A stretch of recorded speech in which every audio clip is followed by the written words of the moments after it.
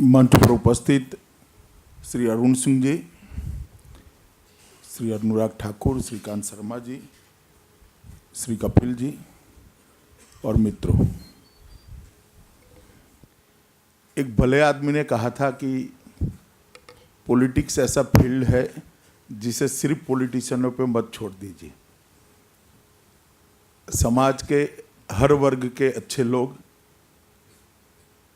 जो कुछ कंट्रीब्यूट करना चाहते हैं, इन्होंने भी पॉलिटिक्स के अंदर, राजनीति के अंदर अपना योगदान निश्चित देना चाहिए, क्योंकि अंततोगत्वा समाज के अंदर परिवर्तन लाने का राजनीति बहुत महत्वपूर्ण माध्यम है। मित्रों, भारतीय जनता पार्टी हमारी मल्टी पार्टी डेमोक्रेटिक सिस्टम के अंदर 16 से ज़्यादा पार्टियां हैं। उसमें से 95% से ज़्यादा, 95% से ज़्यादा पार्टियां परिवार की पार्टियां हैं।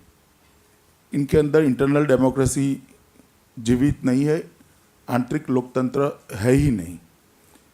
भारतीय जनता पार्टी उन गिनी चुनी 2-3 पार्टियों में से है जिसके अंदर आंतरिक लोकतंत्र जीवित रहा है और बहुत मजबूती से जीवित रहा है। एक विचार के आधार पर, एक विचारधारा के आधार पर 1950 में से, जब कहीं कोई कल्पना ही नहीं कर सकता कि कांग्रेस पार्टी के अलावा और कोई पार्टी की भूमिका देश की राजनीति में हो सकती है, तब कांग्रेस से एक अलग विचार लेकर, एक विचारधारा लेकर भारतीय जनता पार्टी की विचारधारा शुरू हुई थी। और 50 से 2000 तक की यात्रा वो हमने ना हमारी विचारधारा के मूल तत्वों में बदल किया है, ना हमारी पार्टी की इंटरनल डेमोक्रेसी को हमने कभी आहत होने दिया है। हमारे यहाँ हर 6 साल में मेंबरशिप होती है। हर 6 साल में हर मेंबर को फिर से मेंबर बनना पड़ता है और हर 3 साल में हमारे संगठनात्मक चुनाव बड़े ठीक ढंग से होते हैं। तो एक रूप से संवैधानिक तरीके से चलने वाली भारतीय जनता पार्टी है और मेरी पार्टी, हम लोगों की पार्टी अब ये मानती भी है कि समाज के अलग अलग क्षेत्र में अच्छा काम करने वाले लोगों को प्लेटफॉर्म देना, उनको राजनीति के अंदर कंट्रीब्यूट करने के लिए प्रेरित करना और उनके माध्यम से भी देश के विकास को गति देने के लिए एक प्रयास करना है। मित्रों, लगभग 8 महीना मोदी जी की सरकार को, भारतीय जनता पार्टी की सरकार को देश की कमान संभाले हुए हुआ है। 8 महीने में देश की जनता के मूड में आमूलचूर परिवर्तन आया है। 8 महीने पहले एक हताशा, एक निराशा, आगे क्या होगा इसका सवाल या निशान युवा से लेकर जीवन के अंत तक पहुंचे हुए हर नागरिक के मन में था। एक धुंधला सा चित्र था कि क्या होगा इस देश का, 21वीं सदी में हम कहाँ पहुंचेंगे, दुनिया में हमारा स्थान क्या होगा, और किसी भी बात का स्पष्ट जवाब किसी को नहीं दिखता था। 8 महीने के अंदर ही भारतीय जनता पार्टी की नरेंद्र मोदी सरकार ने देश में विश्वास का एक वातावरण खड़ा किया है। आज जनता को सरकार पे विश्वास है, ब्यूरोक्रेसी को कैबिनेट पे विश्वास है और जनता और कैबिनेट दोनों को प्रधानमंत्री पर विश्वास है कि ये प्रधानमंत्री देश को निश्चित रूप से सच्चे मार्ग पर ले जा रहे हैं और यही रास्ता सच्चा है। ये विश्वास आज 8 महीने के अंदर पैदा करने में भारतीय जनता पार्टी की सरकार सफल हुई और मैं मानता हूं कि बहुत बड़ी उपलब्धि है। कामों की तो सूची, योजनाओं की सूची बहुत बड़ी होती है, मगर सबसे बड़ी बात होती है कि देश के नेता ने देश की जनता को देश के विकास के लिए एक मार्ग पर ले जाना और उनको प्रेरित करना, उनको एकजुट रखना, एक रास्ते पे ले जाना, ये सबसे बड़ी कठिन बात होती है। और विशेषकर डेमोक्रेटिक कंट्री में, जहाँ कम्युनिस्ट शासन है, जहाँ आप मान लीजिए सैन्य शासन है, वहाँ पर तो ये बहुत सरल होता है, मगर डेमोक्रेटिक कंट्री में जहाँ सबको अपने अपने विचार रखने की स्वतंत्रता है, सबको अपने अपने तरीके से काम करने की स्वतंत्रता है, उस वक्त एक प्रेरणा से सबको एक साथ लेकर एक रास्ते पे ले जाना, मैं मानता हूँ बहुत बड़ी बात है, और मोदी जी ने ये कर दिखाया है। इस 8 महीने के अंदर काफ़ी सारी समस्याओं को उसके समाधान की दिशा में कॉन्क्रीट स्टेप उठाए गए हैं और उसके परिणाम भी मिलना शुरू हुए। मेक इन इंडिया की योजना शुरू कर न केवल मैन्युफैक्चरिंग सेक्टर को हमने बढ़ावा देने के लिए एक प्लेटफॉर्म खड़ा किया है, उसके साथ साथ बेरोजगारी को भी एड्रेस करने के लिए एक बहुत बड़ा जरिया मेक इन इंडिया की योजना बनने वाली है।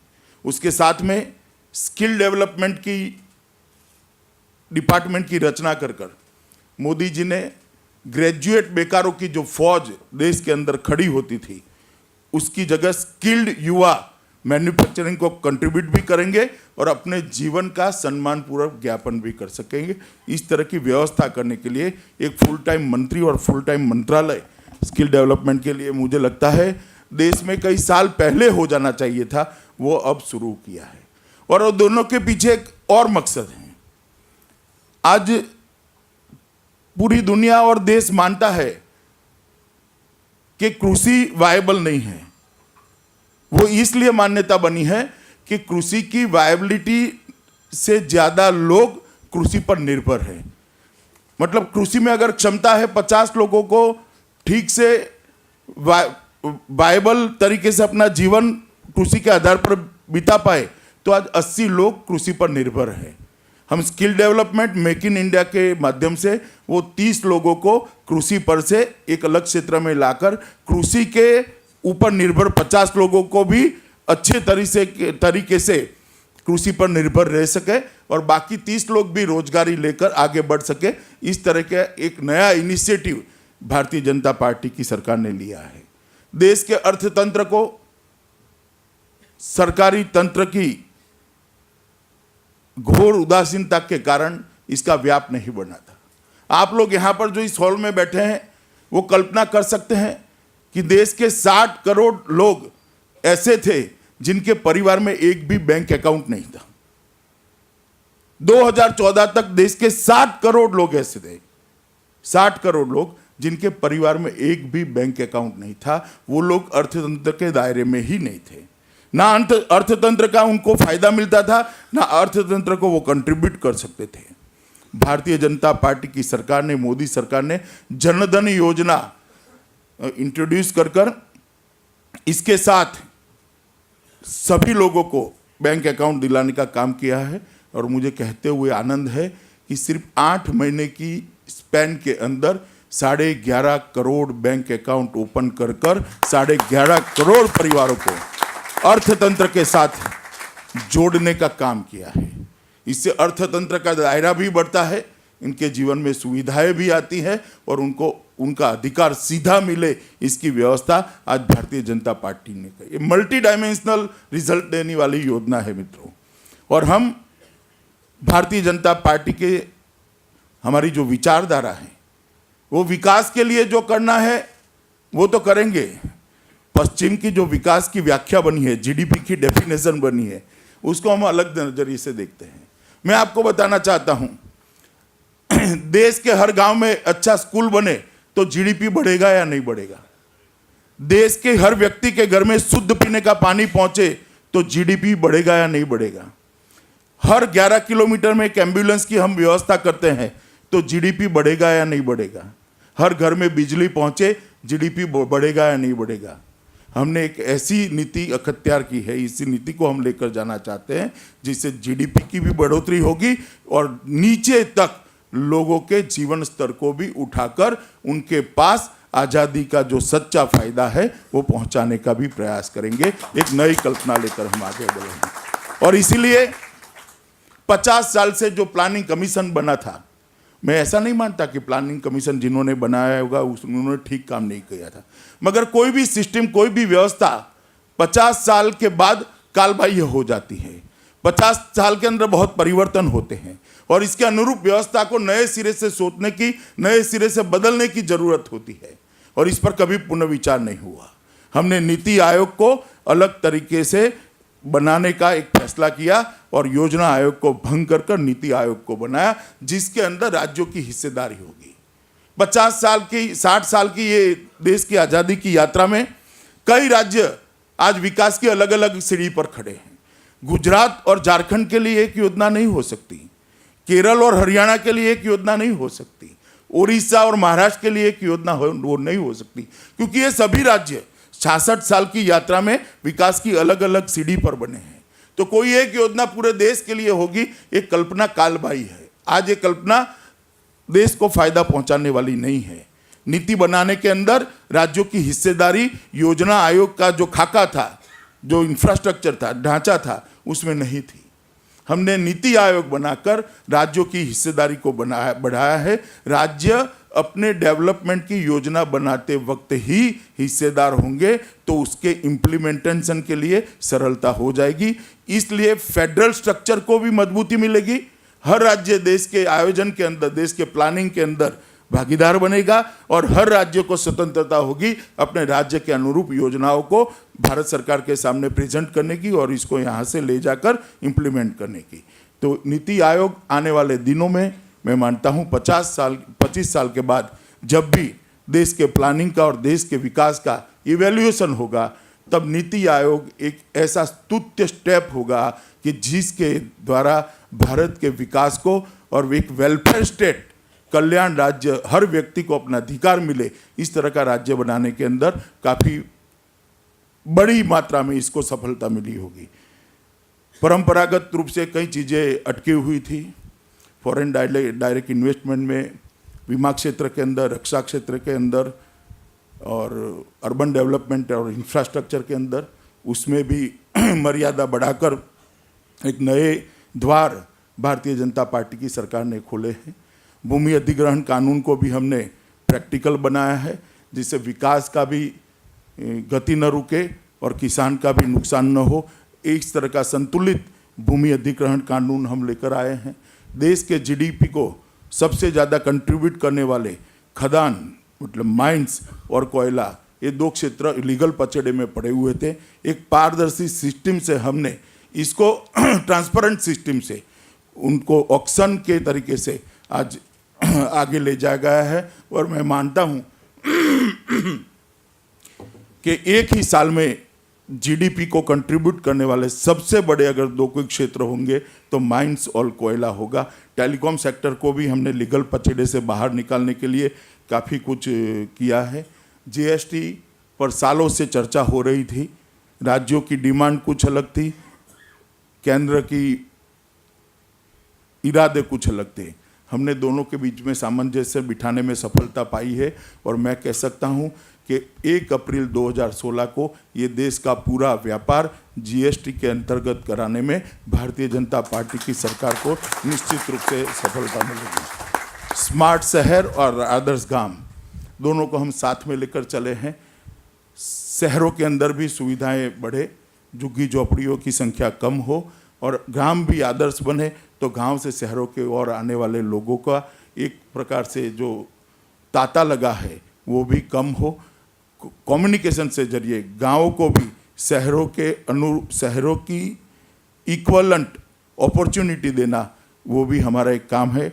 डिजिटल इंडिया के कारण पूरा देश कनेक्टिविटी से जुड़ेगा और पारदर्शी एडमिनिस्ट्रेशन देने में भी भारतीय जनता पार्टी सफल होगी, मुझे लगता है।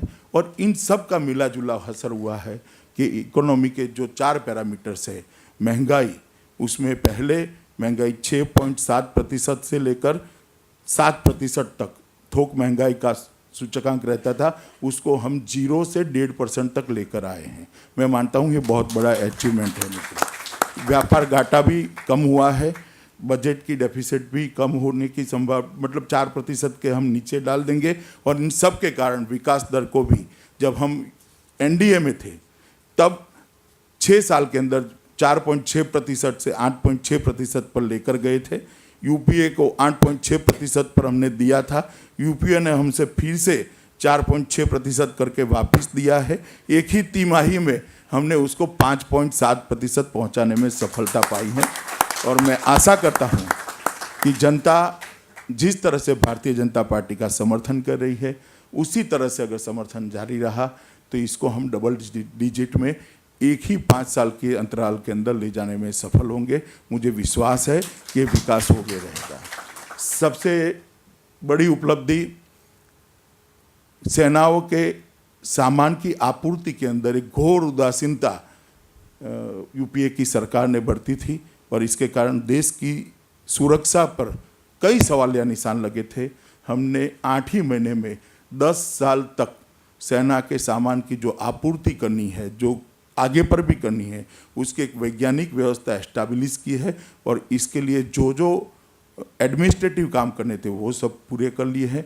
10 साल तक सेना का जवान सरहद पर मुस्तैद होकर खड़ा रहे, विश्वास के साथ खड़ा रहे और देश की सुरक्षा निश्चित करे। इसके लिए पूरा प्रोविज़न जो करना था वो भारतीय जनता पार्टी की सरकार ने 7 महीने के अंदर ही कर लिया है।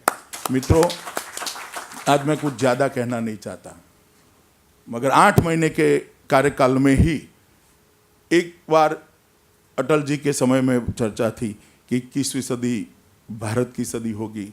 भारत की सक्सेस स्टोरी को दुनिया चर्चा करता था और फिर से एक 10 साल का कालखंड आया जिसमें हम धीरे धीरे अपना आत्मविश्वास एक देश के नाते भी खो बैठे थे और एक नागरिक के नाते भी खो बैठे थे। 8 महीने के अंदर ही मोदी जी ने पूरी दुनिया में विश्वास जगाने में सफलता हासिल की है कि 21वीं सदी हिंदुस्तान की सदी है और फ्यूचर हिंदुस्तान के अंदर है। आज पूरी दुनिया इस बात को स्वीकार कर चल रही है, इसीलिए पूरी दुनिया के राष्ट्राध्यक्ष यहाँ आने को लालायित भी है और जहाँ मोदी जी जाते हैं पल के बिछाकर उनका स्वागत भी होता है। मैं मानता हूँ कि ये स्वागत मोदी जी का नहीं है, 125 करोड़ हिंदुस्तानियों का स्वागत है और 125 करोड़ के लोकतंत्र को ये स्वागत मिलना ही चाहिए, दुनिया में सम्मान मिलना ही चाहिए। हम सबको आनंद है कि हमारी ही सरकार, हमारे ही नेता इस स्वागत को दुनिया में दिलाने में सफल हुए हैं। आगे पर भी काफ़ी कुछ करना है, मगर 8 महीने के समय के अंदर हमने जो बन पड़ता था उससे ज़्यादा करने का प्रयास भी किया है और ईश्वर कृपा से मदद भी मिली है। आप लोग आज भारतीय जनता पार्टी के सदस्य बने हैं। मन में ऐसा भाव कभी मत लाना कि आप एक पॉलिटिकल पार्टी के सदस्य बनते हैं। हम लोग बचपन से भारतीय जनता पार्टी के साथ जुड़े हैं। हम देश को अलग दृष्टि से देखने वाले लोग हैं। देश को अलग जगह पे पहुंचाने की दिल में, हृदय में महत्वाकांक्षा रखने वाले लोग हैं। आप भारतीय जनता पार्टी के सदस्य बने हैं तो इतना मत मानना कि आप एक पॉलिटिकल पार्टी के सदस्य बने हैं। आप इतना निश्चित मानना आज से आप भारत की गौरव यात्रा और विकास यात्रा के साथ जुड़ गए हैं और आप सबका हृदय से स्वागत है। मित्रों, ये जो देश को आगे ले जाने का कठिन काम है वो अकेले भारतीय जनता पार्टी के कार्यकर्ता नहीं कर सकते। बहुत सारे लोग इस यात्रा में जुड़े, वो हमारा मकसद है और हम चाहते हैं कि देश के सभी अच्छे लोग इस व्यवस्था को ताकत दे, इस व्यवस्था को गति दे और अंततोगत्वा फिर से एक बार ये देश जो कई सालों पहले, सदियों पहले था, विश्व का सर्वोच्च स्थान इस भारत को प्राप्त हो और दुनिया में हर भारतीय गौरव से सीना तान कर कह सके मैं हिंदुस्तान से आता हूँ। इस तरह के भारत की रचना करने में हम सब सफल हो, यही अभ्यर्थना। फिर से एक बार आप सबका स्वागत है। भारतीय जनता पार्टी का परिवार आज बड़ा हुआ है और जब मैं भारतीय जनता पार्टी का अध्यक्ष हूँ इसका सबसे ज़्यादा आनंद मुझे है। फिर से एक बार धन्यवाद।